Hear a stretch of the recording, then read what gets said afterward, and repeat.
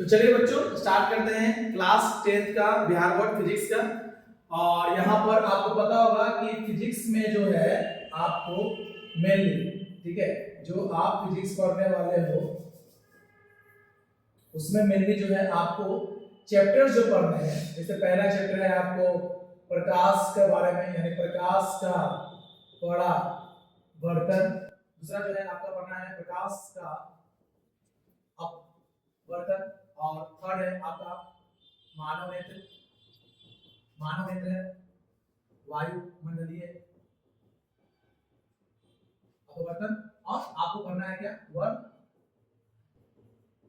विक्षेपण। ये आपको तीन चैप्टर जो स्टार्टिंग पढ़ना है, ये तीनों एक तरह से समझिए लाइट्स चैप्टर, यानी कि लाइट से रिलेटेड होंगे। और जो 4 है आपका, वो है आपका विद्युत धारा, यानी कि इलेक्ट्रिक करंट। और पचमा है जो आपका है विद्युत धारा का चुंबकीय प्रभाव। और 6 है आपका ऊर्जा के स्रोत।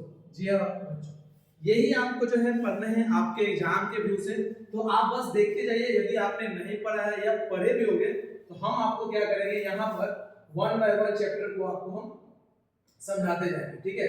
ये आप समझिएगा, पहला प्रकाश का परावर्तन होगा, दूसरा प्रकाश का अपवर्तन है, तीसरा महानेत्र, विद्युत धारा का चुंबकीय प्रभाव और ऊर्जा के स्रोत।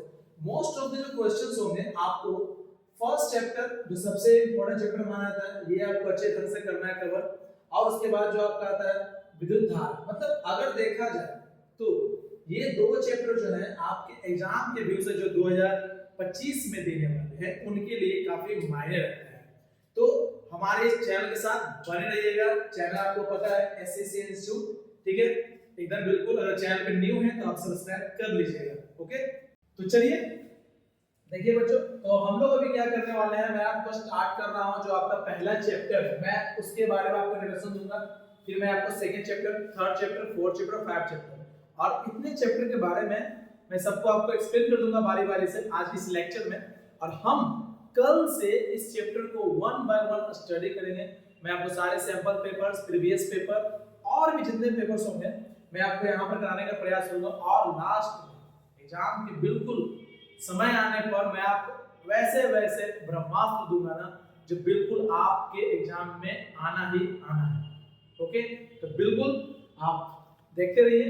तो सबसे पहले जो आप चैप्टर पढ़ रहे हो, ठीक है, प्रकाश का परावर्तन। जी हाँ, जो आप चैप्टर पढ़ रहे हो प्रकाश का परावर्तन, जिसे अंग्रेजी में यानी इंग्लिश में बोलते हैं क्या बच्चों, तो रिफ्लेक्शन ऑफ लाइट। जी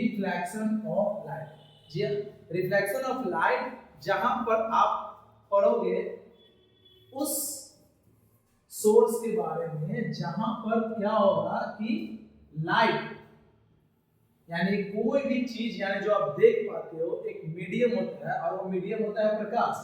तो ये तो यहाँ पर हम देखते हैं सबसे पहले कि प्रकाश यानी कि लाइट क्या होता है। सबसे पहले ये जानना इंपॉर्टेंट है, लाइट क्या होता है। तो सिंपली ये कहा जाता है कि लाइट जो है एक सोर्स ऑफ एनर्जी है, यानी ऊर्जा का सबसे बड़ा स्रोत किसे माना जाता है, तो लाइट को माना जाता है, यानी सन के लाइट को माना जाता है। उसके बाद ये समझना है कि प्रकाश जो है किस रेखा में गमन करती है।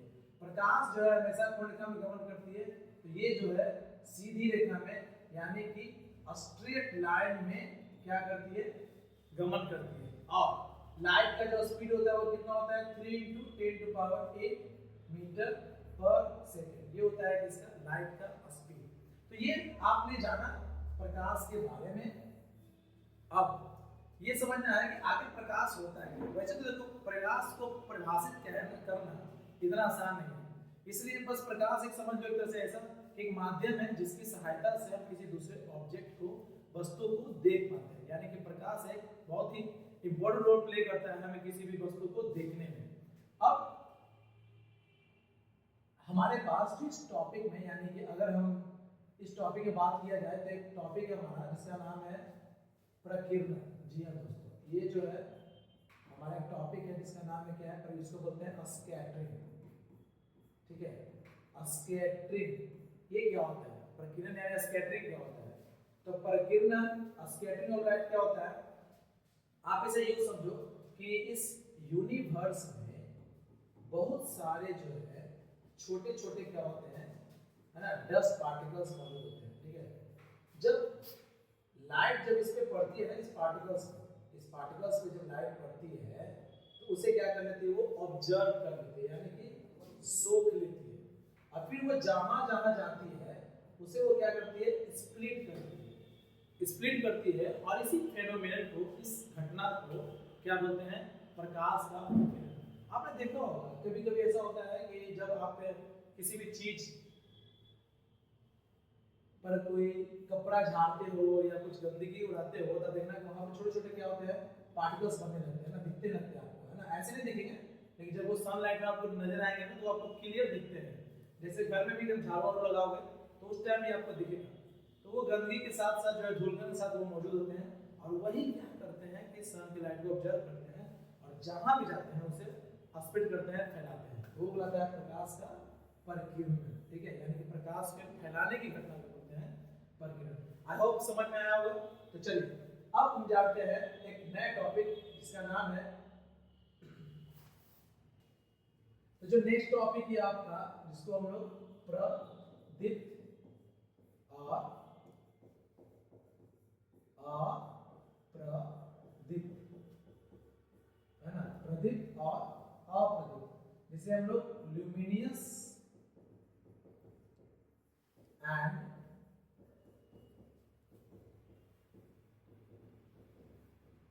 नॉन लुमिनियस ऑब्जेक्ट से भी जानते हैं।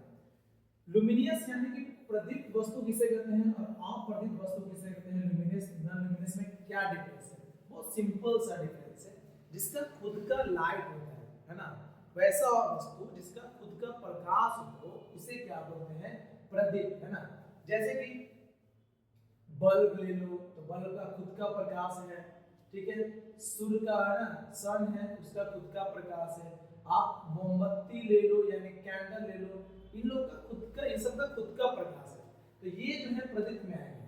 अप्रदीप्त में क्या है, जैसे में ये जो आप बोर्ड देख रहे हो, ये बोर्ड डिजिटल बोर्ड जो है इसका खुद का लाइट अगर देखेंगे तो उस कंडीशन में नहीं कह सकते हैं, है ना। लेकिन जैसे एग्जांपल में चंद्रमा, तो चंद्रमा का भी खुद का लाइट नहीं है, ये सन के लाइट को क्या करती है, रिफ्लेक्ट करती है ना, और उसे हमारे अर्थ पर भेजती है, तो यानी कि चंद्रमा का भी खुद का लाइट नहीं होता, ये भी अप्रदीप्त है ना। जैसे सपोज दैट ये पेन है, तो इस पेन का भी खुद का लाइट नहीं है, ये भी क्या है, अप्रदीप्त वस्तु। तो ये प्रदीप्त और अप्रदीप्त, जिसका खुद का लाइट हो वो प्रदीप्त कहलाती है, और जिसका खुद का लाइट नहीं होता है उसे क्या बोलते हैं, अप्रदीप्त। ठीक है बच्चों, तो चलिए आगे बढ़ते हैं एक नए टॉपिक पे। आपका जो टॉपिक है नया वो है आपका किरण। किरण क्या होता है, इसको बोलते हैं हम लोग रे। सिंपल है, प्रकाश के सीधी रेखा में गमन, प्रकाश के सीधी रेखा में गमन करने की प्रक्रिया को हम क्या बोलते हैं, किरण। और उसके बाद होते हैं आपके किरण पुंज, है ना, किरण पुंज, बीम ऑफ रे या बीम कहते हैं। ये क्या होता है किरण पुंज, इसको बोलते हैं हम लोग किरणों के समूह। किरणों के समूह को क्या बोलते हैं, किरण पुंज कहते हैं। अब किरण पुंज जो है बच्चों, इसे 3 पार्ट में बांटा गया है आपके इस चैप्टर में। पहला है आपका अपसारी किरण पुंज, है ना, अपसारी किरण पुंज। दूसरा है अभिसारी किरण पुंज, जी हाँ दोस्तों, और उसके बाद है आपका समांतर किरण पुंज। ऐसे 3 टाइप जो होते हैं किरण पुंज करते हैं, अपसारी, अभिसारी और समांतर। ओके, तो चलिए समझते हैं बारी बारी से अपसारी, अभिसारी और समांतर, ठीक है, इसके बारे में।